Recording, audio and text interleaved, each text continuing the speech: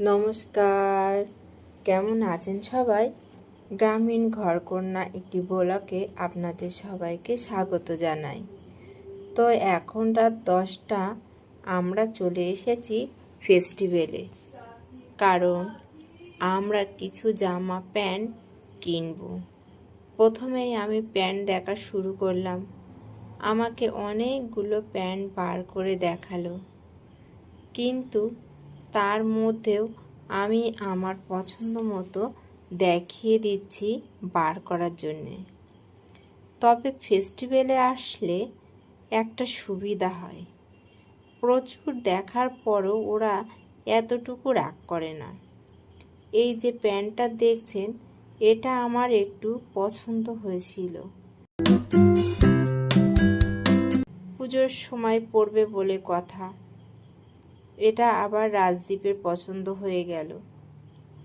সব থেকে বড় সমস্যা, আমার কোনো জিনিসই না খুব সহজে পছন্দই হতে চায় না।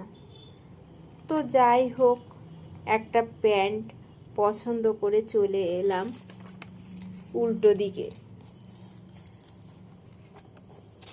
আমি এই ভাইটাকেও প্যান্টটা দেখিয়ে নিলাম, যেন কোনো রকম কোয়ালিটি খারাপ না হয়। তবে একটা কথা কি বলুন তো, বুড়োদের জিনিস কিনতে গেলে খুব অসুবিধা। তার মধ্যে এত বড়লোকিয়া একটা দোকানে এসেছি যে দুটো এসির এত পাওয়ার যে ঠান্ডায় আমাকে মাথায় ওড়নাটা জড়িয়ে নিতে হলো। ওদিকে রাজদীপ তো ওর পছন্দ মতো জামা বার করে দেখাতে বলছে। এখানে একটা সুবিধা, 14 বছর বয়স থেকে রিটায়ার হওয়ার আগের বয়স পর্যন্ত আপনি পছন্দ মতো জামা প্যান্ট পেয়ে যাবেন।